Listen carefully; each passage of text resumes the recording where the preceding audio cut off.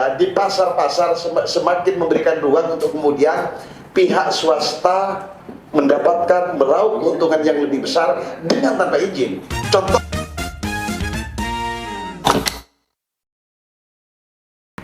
tegaskan bahwa pendataan ini tidak sama dengan perizinan ya. Jadi kalau di PJKA kami sampaikan tadi bahwa saya punya data, tapi karena tidak hafal saya tidak bisa menyebut di sini jumlah. Dan izin juga otomatis ada kan di sana. Tetapi di tempat-tempat yang belum sesuai dengan perda tadi seperti jalan kabupaten, jalan partai, sudah barang tentu tidak pernah ada izin, walaupun data tetap ada, data ada, tapi izin tidak ada. Dan di skop tidak ada izin untuk berjualan bagi mereka yang berjualan di Jalan Jogotole, Jalan Tegurojoyo maupun Arek Lancor dan sebagainya. Gitu. Tapi data ada, walaupun data ini kan setiap hari ini data ini dinamis. Jadi kalau kami data terus di cross check bisa jadi ada 1, 2, 3 yang tidak sesuai karena sebagian PKL itu kan tidak diam di satu tempat. Itu. Kemudian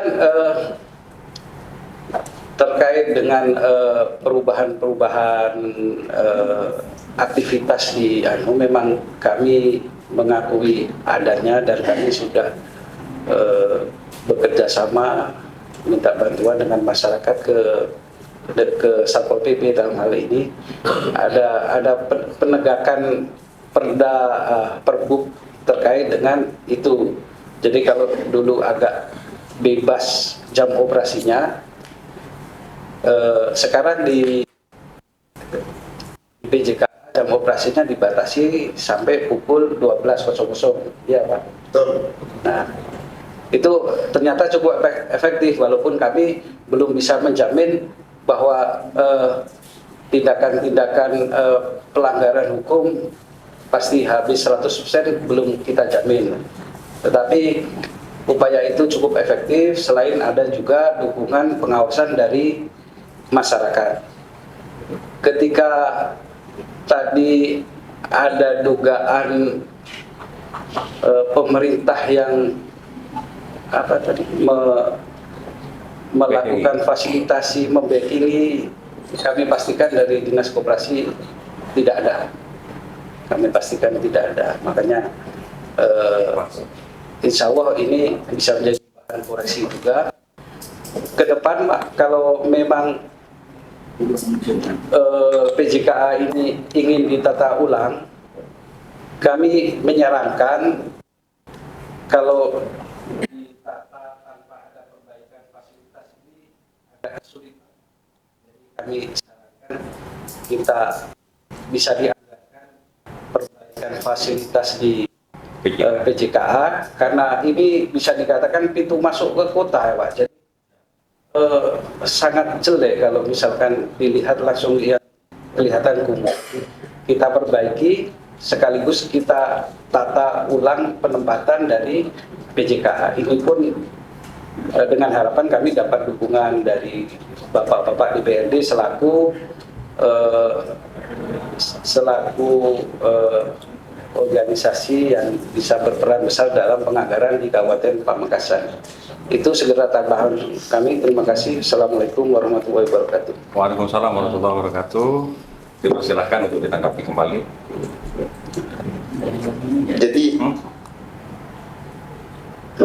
Jadi begini untuk Dinas Koperasi ya.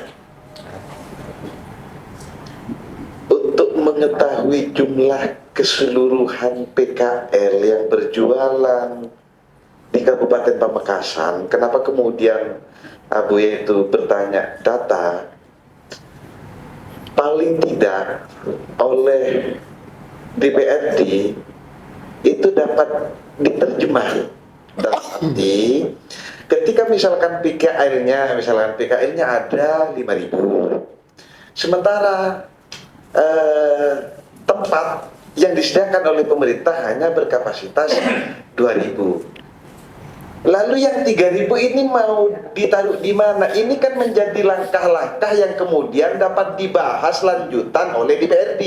Itu yang kami maksud, Pak. Jadi biar hasil dari audiensi dan diskusi ini biar tidak kosong begitu kan. Ada tindak lanjut yang kemudian dilakukan evaluasi, kajian dan tambahan-tambahan lainnya oleh anggota DPR.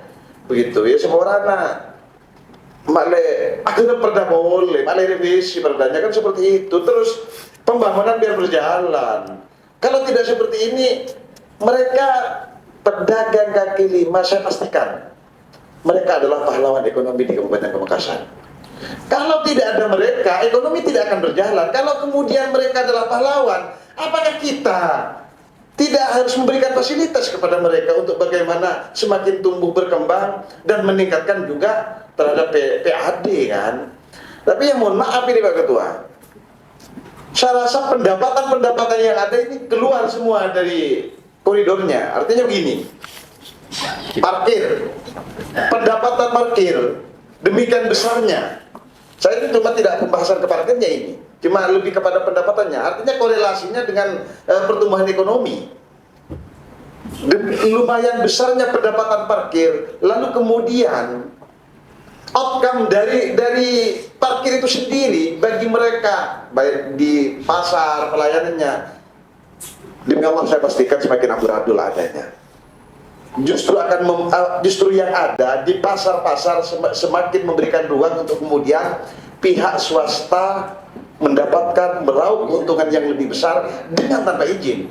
Yang mendapat keuntungan dari parkir siapa? Ya mereka secara pribadi. Kenapa? Dikasih ruang. Yang ngasih ruang siapa? Ya pemerintah.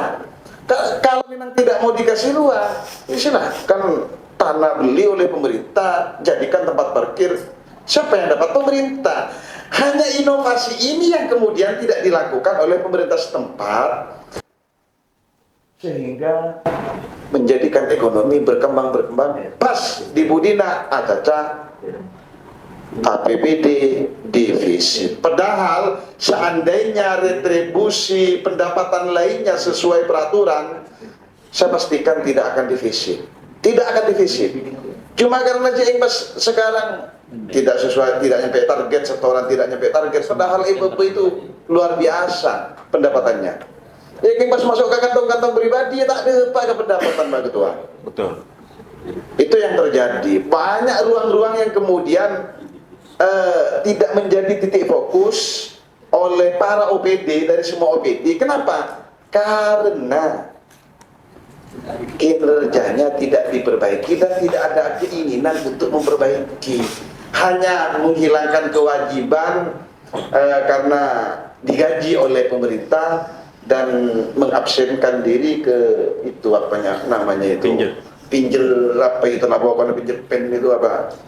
Mari pindah ke warung, pindah ke tidak tahu. Ini juga wilayahnya Pol PP lagi-lagi di internal pegawai terkelacer antara siswa. Tapi sering ini PKL, mari PKL selesaikan ini. Sudah. Siapa Ketua? Terima kasih. Yang terakhir kepada Pak Diskop, barusan itu sifatnya semacam saran begitu. Jadi sarannya adalah bagaimana Diskop menginventarisir seluruh PKL baik yang masuk di lingkungan Diskop maupun yang tidak masuk dalam lingkungan Diskop, dalam artian tadi disebutkan bahwa seperti di Jalan Cokrat Mojo itu sudah ada di Perpu, kemudian di mana lagi di Jalan Joko Toleh dan lain sebagainya. Tapi juga bukan berarti yang ada di area Lancor itu lepas dari tanggung jawab Diskop, tetapi juga diinventarisir ketika kita merelokasi ke tempat itu, sejauh mana kemampuan food colony itu menampung mereka dan sejauh mana kita bisa mampu memberikan yang terbaik kepada PKL. Karena bagaimanapun yang kita relokasi juga adalah untuk meningkatkan PAD di Kabupaten Pamekasan dengan banyaknya PKL yang kemudian banyaknya PKL karena adanya pembeli, gitu loh. Adanya PKL yang jualan dari Lancor berarti adanya orang yang ingin membeli. Mustahil ada penjual tanpa ada pembeli. Dan kalau tanpa ada pembeli, mestinya mereka sudah lama pindah tanpa harus direlokasi. Maka dengan banyaknya pembeli, otomatis mereka yang bawa kendaraan memarkirkan kendaraannya. Kalau ditertibkan, berarti pendapatan daripada parkir itu juga masuk kepada PAD. Oleh karenanya penting apa yang menjadi masukan dari Abuya tadi, bahwa Diskop ke depan bisa lebih cermat menghitung jumlah PKL dan seberapa mampu juga food colony menampung mereka, dan seberapa mampu juga Diskop bisa memberdayakan mereka ke depannya. Bukan kemudian kita merelokasi, lalu kemudian setelah relokasi mereka dipindah, mereka tidak dibina, sehingga kemudian terjadi seperti apa yang ada di PJKA, dari semula umpamanya dagangan kopi atau apa dan sebagainya menjadi berubah menjadi mainan dan lain sebagainya. Itu yang kemudian istilahnya tidak lepas dari monitoring dan lain sebagainya. Selain dari